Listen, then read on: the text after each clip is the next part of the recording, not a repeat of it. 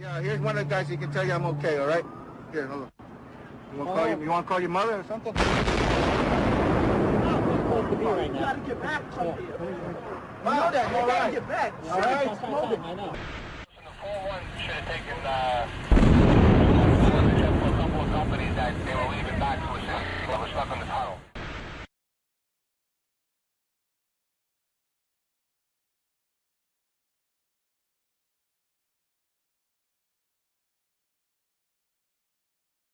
What does science have to say about the collapses? The collapse of the World Trade Center was picked up by Columbia University's observatory in Palisades, New York. The South Tower registered as a 2.1 earthquake. The North Tower registered as a 2.3 earthquake. Won Young Kim told Chris Bolin that their seismographs pick up underground explosions from a quarry 20 miles away. These blasts are caused by 80,000 pounds of ammonium nitrate and cause local earthquakes between magnitude 1 and 2. The 1993 bombing of the World Trade Center did not even register because it was not coupled to the ground. During the collapse, most of the energy of the falling debris was absorbed by the towers and the neighboring structures, converting them into rubble and dust or causing other damage, but not causing significant ground shaking. 47 huge steel columns going up the core, and they're interconnected. How do you get them to fail simultaneously so the core disappeared? It looks like those core columns were cut. The way we do this is by cutting the beam at an angle.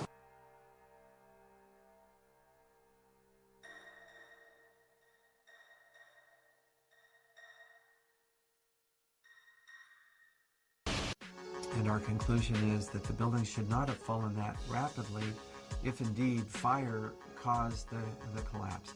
And so, in fact, there's one mechanical engineer, Gordon Ross, in the Journal of 911 Studies, who's done a thorough analysis based on conservation of momentum.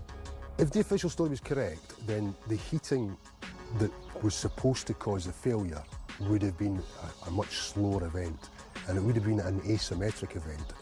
For the tower to collapse straight down onto itself flies in the face of what we know about steel and how steel behaves. When we have a failure in one area, then the failures tend to continue within that area, and you'd see an asymmetric collapse, possibly the upper section falling off as it twisting away from the tower and falling off. But it's very unusual to see the upper section falling straight through the path of the greatest resistance, which was straight down through the middle of the tower. It just does not add up.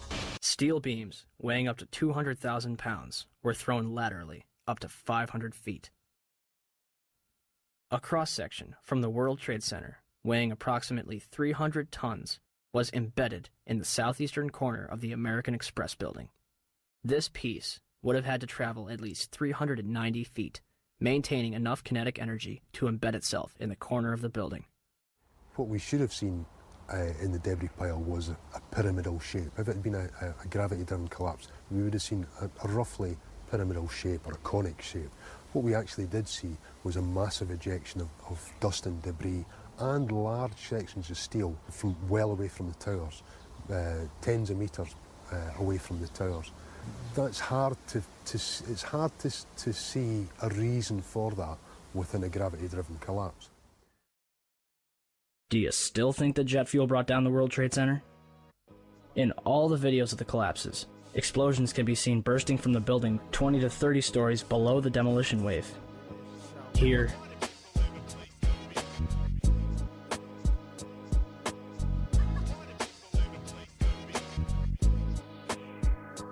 here,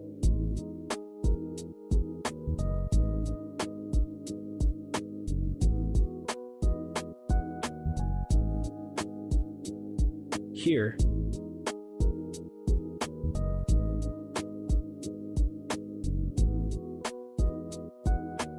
here,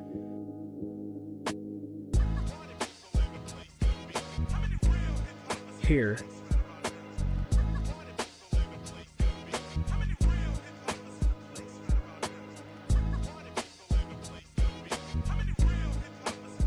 and here. Etienne Sauret was filming her documentary, World Trade Center, the first 24 hours, and caught both collapses on tape. Watch carefully.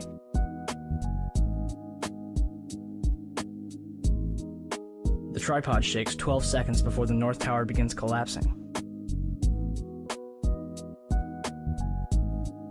And something is knocked off the right-hand side of the building.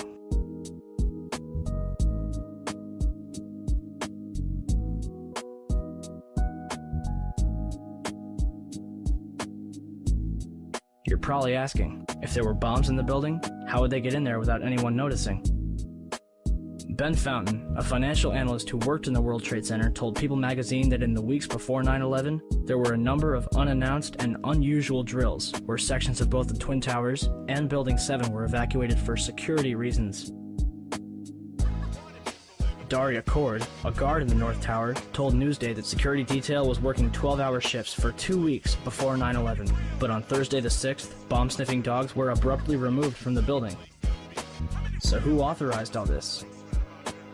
President Bush's brother, Marvin, was board of directors at Securicom from 1993 until fiscal year 2000.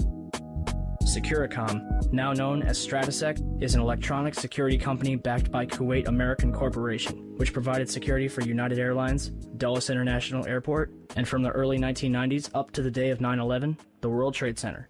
Marvin is also the former director at HCC Insurance Holdings, which insured parts of the World Trade Center on 9/11. More information on this was supposed to be disclosed and never was. To date, the SEC has not revealed what they have learned. If only we could examine the debris from the World Trade Center and figure out what happened. Unfortunately, Mayor Giuliani began shipping the remains off to recycling yards overseas before investigators could even examine it. Not even FEMA was allowed into Ground Zero. Essentially, they blocked off a crime scene and destroyed all the evidence.